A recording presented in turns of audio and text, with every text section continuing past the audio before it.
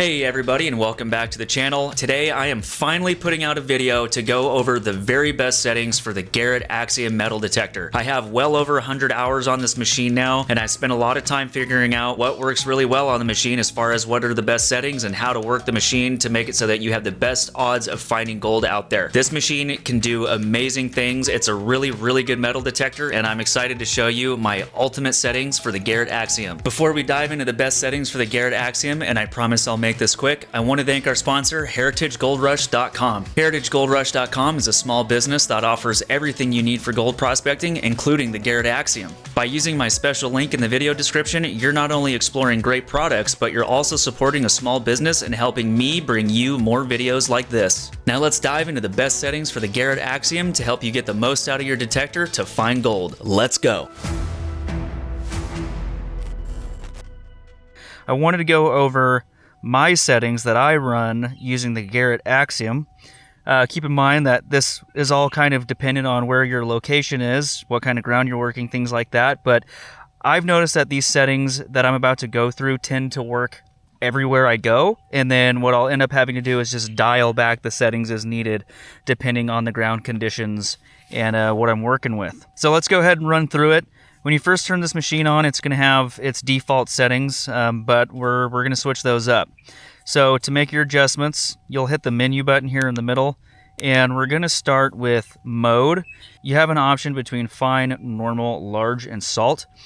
And basically, this is just deciding which size gold you're looking for, and it will basically discern and discriminate between larger, smaller targets. The way I run this machine always is in fine mode. Unless I'm specifically looking for a certain size gold, I'm going to always run this machine in fine mode. That's my go-to setting. If I'm out in a spot that I know has large gold, I might bump it up to normal or large if I'm being really picky, but I like to be able to dig everything and hear everything, so fine is my go-to setting. Next one is frequency scan. You should always run this every time you start up the machine and probably a few times throughout the day, especially if you notice you're getting some EMI in the background. All you do is go over, make sure frequency scan is highlighted, and press the plus button here, and it'll run through all of the different frequencies and decide which one it likes best and has the least amount of EMI interference. Next option is tone. This is basically just changing the frequency of the threshold. Some people's ears hear certain tones better than others, especially as you start getting older. You have a tendency to not be able to hear some of the higher frequency tones. And so depending on your age or just how your ears work, you might find that a certain tone at a higher frequency just sounds more clear to you, where some other folks might think that a frequency at a lower tone is a little more discernible to them. One way I've heard people say is the best way to figure out what sounds best for you is to turn the sensitivity all the way down on the machine, get the threshold all the way up so that you're only hearing the tone of the threshold, then bring the tone all the way up or down. You'll move this up or down, and eventually at some point the tone is just going to sound louder. It's not actually getting louder, it's just changing the frequency, but your ears are just going to hear that particular tone better than others. So that's the way that you would do that, is just make sure you get into a spot where the threshold is really smooth, turn the sensitivity all the way down, and move this tone up and down until it starts to just sound a little more discernible to you. Next option here is audio. This is just going to change between the normal frequency you hear when you're out metal detecting is going to be a nice smooth kind of constant tone, where the other option is kind of like a beepy sound that some other machines are known to do. There's just different tones that machines use. So I prefer it on one. It's just what I'm used to. A lot of the MineLab machines use it. Most of the PI machines use them now. So mess with that and see what you prefer. I prefer setting one. Next one here, that's just connecting to your headphones. So if you have headphones to connect to, you just make sure your little headphone icon is selected and you hit the plus button and it'll start searching for the headphones with the Z-Link headphones. Next is your backlight, and you can adjust this by turning this up or down. If I turn it down, it's off. If I turn it up, it turns the light up and down. Next option is speed. Now, this is an important one. If I remember correctly, the swing speed, or the speed on this, is automatically set to fast. Basically what this is it determines how quickly you can swing the coil and how quickly it's going to discern between different targets. So if you have, say you have a target on the left, one in the middle, and one to the right, when you have it on fast, the machine is more likely to go make a tone on each one. So as you're swinging, it'll go boop, boop, boop as you swing over each one of those, because it's giving a signal back on each one of those individual tones. When you have it on slow, the machine's going to take more time to listen to what's happening in the ground. And so if you have two targets that are right next to each other, the machine isn't going to as clearly discern between those two targets. So it might sound like boo woo woo or boo woo. I know that's a great example, but I think I'm getting the message across, is that it's listening a little bit longer to hear that tone. And that's what you want the machine to do.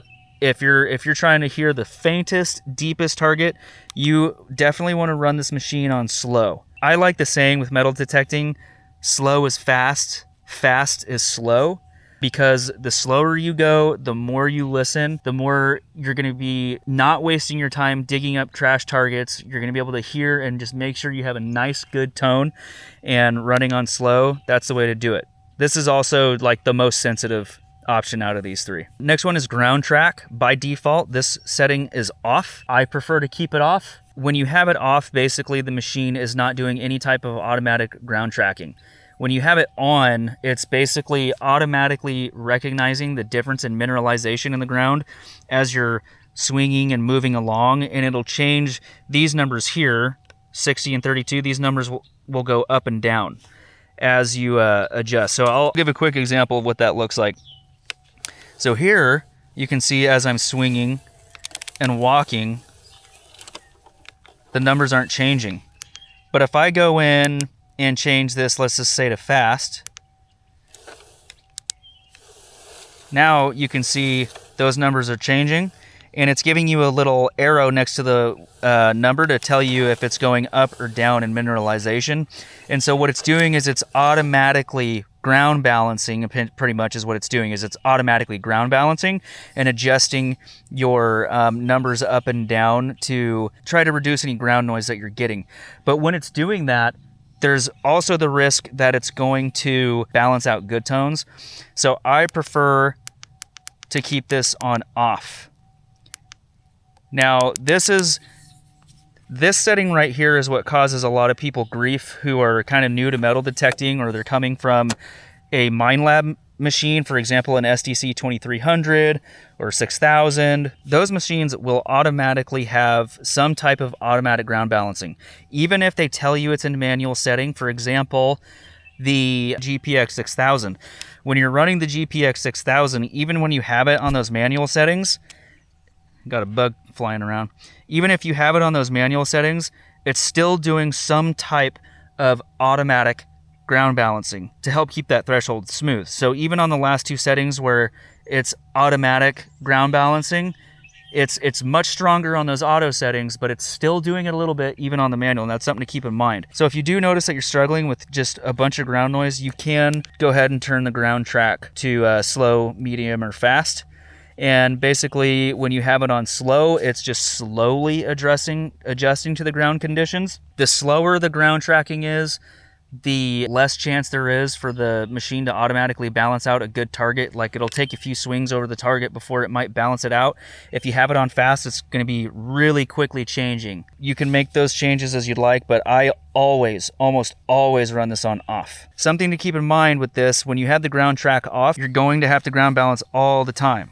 So you might walk a few feet and then you'll press the ground balance button and you'll do your ground balance. You might walk 10 more feet, start noticing a little bit more noise. You're going to hit the ground balance button and ground balance.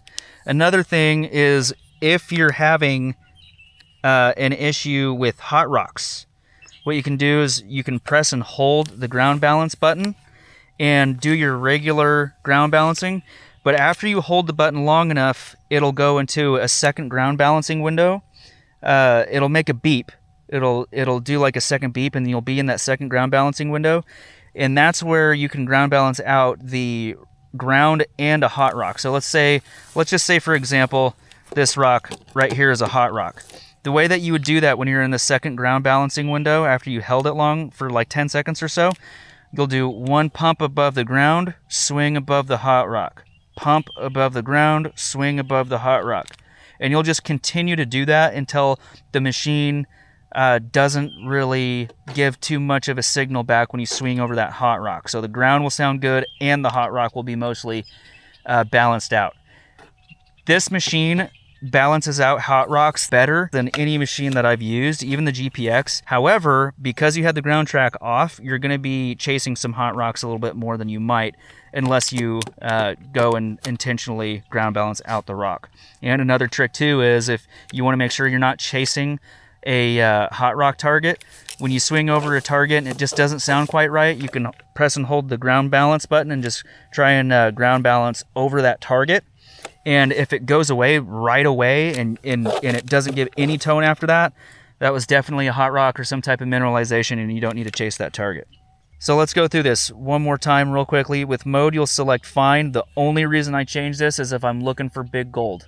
Salt, really the only reason I could think you'd use that is if you're out in a really crazy mineralized spot or if you're out on the beach.